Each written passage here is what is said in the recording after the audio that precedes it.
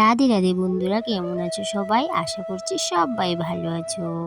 তো সবার প্রথমে ভগবানের কাছে ক্ষমা চেয়ে নিচ্ছি, যেহেতু তাদের আসন থেকে সরিয়ে অন্যত্র নিয়ে যাব, সেহেতু ভগবানের কাছে সর্বপ্রথম ক্ষমা চেয়ে নিয়েছি। আজকে আমি আমার ঠাকুরঘরটাকে ডিপলি ক্লিন করব। প্রত্যেক দিন ক্লিন করি ঠিকই, কিন্তু ডিপভাবে ক্লিন করা হয়ে ওঠে না। তো পুজো উপলক্ষে কিন্তু ঠাকুরঘরটাকেও ক্লিন করে নেব। ঘরে আমার সিংহাসন নেই, একটা ছোট্ট সিংহাসন আছে। তো এই সিংহাসনটার মধ্যে কিন্তু সব ঠাকুর জায়গা হয় না, সেই জন্য আমি ইট দিয়ে এইভাবে করে সিংহাসন বানিয়ে নিয়েছি। আর এই ইটের কারণে না ঠাকুরঘরটা অনেকটা নোংরা হয়ে যায়। কারণ কি, লক্ষ্মী ঠাকুরের কাছে যে আমি ধানগুলা দিই ঘট পাল্টে প্রত্যেক বৃহস্পতিবারে, সেই ধানগুলা খাওয়ার জন্য ইঁদুরগুলা না এসে এইভাবে ধানগুলাকে এই ইটের নিচে নিয়ে এইভাবে নোংরা করে রাখে। আর এত নোংরা হওয়ার কারণে কিন্তু আমার কিছুদিন পর পরই ঠাকুরঘরটাকে এইভাবে ডিপ ক্লিনিং করতে লাগে। তো আজকেও কিন্তু আমি অনেক দিন বাদেই ডিপ ক্লিনিং করছি। তো প্রত্যেক দিন তো সম্ভব হয় না ডিপ ক্লিনিং করা।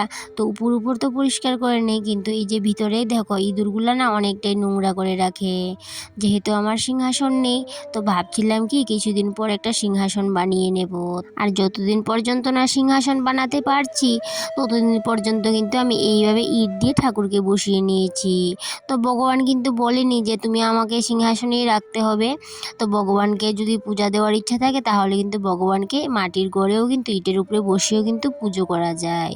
তো সেহেতু কিন্তু আমার যেহেতু সিংহাসন নেই, আমি কিন্তু এইভাবে করে এই সিংহাসন বানিয়ে নিয়েছি। আর ভগবান যদি কৃপা করে তাইলে তো সিংহাসন বানিয়ে নিতে পারবো ভগবানের জন্য। আর যদি কৃপা দৃষ্টি না থাকে, তাহলে কিন্তু কিছুই সম্ভব হবে না। আর এই দিক দিয়ে দেখো ঠাকুরঘরতে কিন্তু সব কিছু বার করে নিয়েছি, তারপরে সুন্দর করে ঠাকুরঘরটাকে মুছে নিচ্ছি। আর আমার ঠাকুরঘরটা কিন্তু রং করাও হয়নি, কারণ কি অনেক কাজ বাকি ছিল, সেহেতু কিন্তু ঘরটাকে আর রং করা হয়নি। আর এই দিক দিয়ে দেখো ঘরের সমস্ত কিছু বার করে ঠাকুরঘরটাকেও কিন্তু সুন্দর করে মুছে নিয়েছি। তারপর ঠাকুরঘরের কাপড় চোপড়গুলোকে ধুয়ে নিচ্ছি, কারণ কি আমি ঠাকুরঘরটা গুছাতে গুছাতে এদিকে কাপড় চোপড়গুলো কিন্তু শুকিয়ে যাবে। আমরা যেমন পুজো আসলে ঘরের সমস্ত কাজকর্ম করি, কাপড় চোপড় ধোয়াধুয়ি করি, ঘর দূর পরিষ্কার করি, সেরকম কিন্তু ঠাকুরঘরটাও কিন্তু পরিষ্কার করতে লাগে। তো সেহেতু ভাবলাম আজকে ঠাকুরঘরের সমস্ত কাজকর্মই সেরে নেব। এদিকে কাপড় চোপড়গুলো ধুয়ে মেলে নিচ্ছি, আর ওইদিকে ঠাকুরঘরে আমি সমস্ত কাজ সারতে সারতে কাপড় চোপড়গুলো কিন্তু শুকিয়ে যাবে। আর এই দিক দিয়ে দেখো আমি একটা লাঠি নিয়ে নিয়েছি, আর এই লাঠিটা দিয়ে আমি কিন্তু মাকড়সার জালগুলোকে এইভাবে ছাড়িয়ে নিয়েছি। তো তোমরা প্রথমেই দেখতে পেয়েছিলে যে আমি ঠাকুরঘরে ঝাড়ু ঢুকাইনি, আমি কিন্তু ময়লাগুলোকে একটা কাপড়ের সাহায্যে বের করে নিয়েছি। আর সেহেতু কিন্তু আমি ঠাকুরঘরে ঝাড়ু ঢুকাই না, আর এই দিক দিয়ে আমি কিন্তু ঘর ঝাড়ার ঝাড়ুটাও ঢুকাইনি। তো সেই জন্য একটা লাঠি দিয়ে মাকড়সার জালগুলোকে ছাড়িয়ে নিয়েছি। আর এই দিকে ইটগুলাকেও পরিষ্কার করে নিয়েছি, আর এই আসনটাকেও কিন্তু খুব সুন্দর করে ঝেড়ে মুছে পরিষ্কার করে নিয়েছি। আর এদিকে সমস্ত কাজকর্ম সেরে এদিকে ভাবলাম যে এই জায়গাটাতে ওয়ালটার মধ্যে রং নেই, তো দেখতেও কিন্তু সেরকম ভালো লাগছে না। তো সেই জন্য আমি ভাবলাম এদিকে একটা পর্দা টাঙিয়ে দিই। তো পর্দা টাঙাতে কিন্তু ভালোই হয়েছে। পর্দা টাঙানোর ফলে তো কি হবে, আমার কিন্তু আগে ঠাকুরের উপরে মাঝে মধ্যে কিন্তু উপর থেকে বালি পড়তো, নোংরা ময়লা টয়লা পড়তো। আজকে কি হবে, এই যে পর্দাটা টাঙিয়েছি, সেই জন্য কিন্তু আর বালি পড়বে না ঠাকুরের গায়ে। আর এই দিক দিয়ে দেখো আমি এদিকে ইট পাতিয়ে নিয়েছি, আবার পেতে তারপর এটার উপরে একটা লাল কাপড় নিয়ে নিয়েছি। তারপর এদিকে এই টাইলসের পিসগুলো আমি এইভাবে করে বিছিয়ে নেব, তারপরে কিন্তু আমি ঠাকুর বসিয়ে নেব। তো আগে আমি যেইভাবে করে আসন পেতেছিলাম, আজকে কিন্তু তার উল্টোটা করব। কারণ কি, আগে মাঝখানে ছিল লক্ষ্মী মা, তো এখন কিন্তু লক্ষ্মী ঠাকুরকে আমি এই সাইডে নিয়ে আসলাম। আর সম্পূর্ণ আসনটা কিন্তু আমি খুব সুন্দর করে গুছিয়ে নেব। সম্পূর্ণ ভিডিওটা দেখার অনুরোধ রইল, তাইলে কিন্তু দেখবে যে আমি কতটা সুন্দর করে ইট দিয়েই সিংহাসন বানিয়ে নিয়েছি। আর এই দিক দিয়ে দেখো মা লক্ষ্মীর আসন কিন্তু রেডি করে নিয়েছি, আর এদিকে মা লক্ষ্মীকেও বসিয়ে নিয়েছি। তারপর মা লক্ষ্মীকে ওড়নাটাও পরিয়ে নিয়েছি। আর এই দিক দিয়ে দেখো মা লক্ষ্মীকে কি না সুন্দর লাগছে দেখতে, ওড়নাটা পরানোর পর আরও বেশি সুন্দর লাগছে। আর এইদিকে আমি রেখে দিয়েছি একটা মাটির ঘট, সেই ঘরটাতে কিন্তু আমি প্রত্যেক বৃহস্পতিবারে কিন্তু কাঁচা কয়েন ফেলি। আর এইদিকে একটা সিঁদুরদানি, তো সেটাও কিন্তু আমি মা লক্ষ্মীর কাছে রেখে দিয়েছি।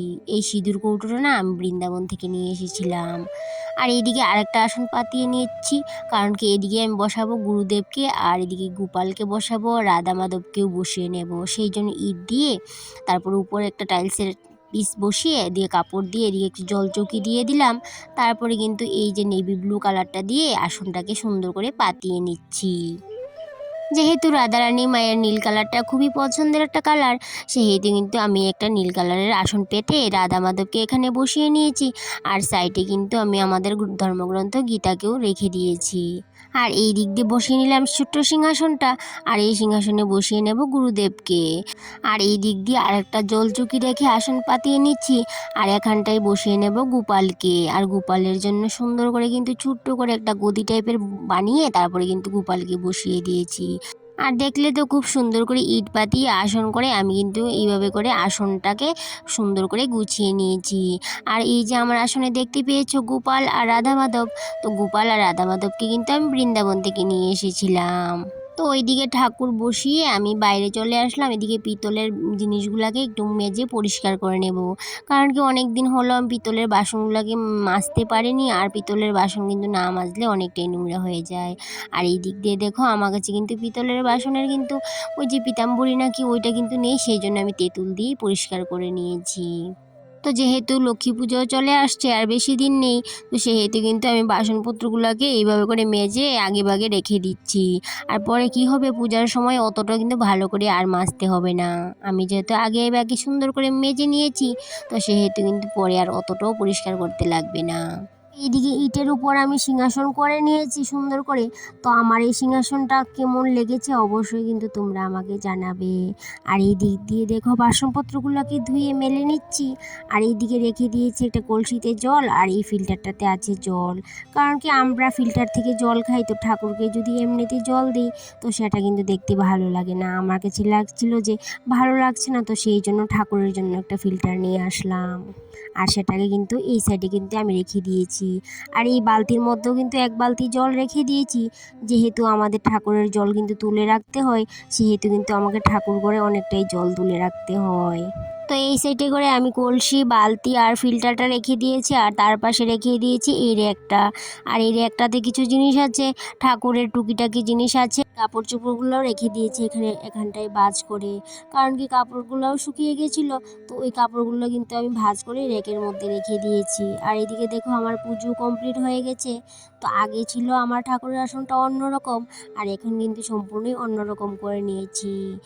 তো রাধা মাধব ছিল ওই সাইডে, তো রাধা মাধবকে আমি কিন্তু মাঝখানে নিয়ে আসলাম। আর আমার আসনটা কীরকম হয়েছে তোমরা কিন্তু অবশ্যই জানাবে, ভালো লাগলেও জানাবে, আর যদি ভালো না লাগে তাও জানাবে।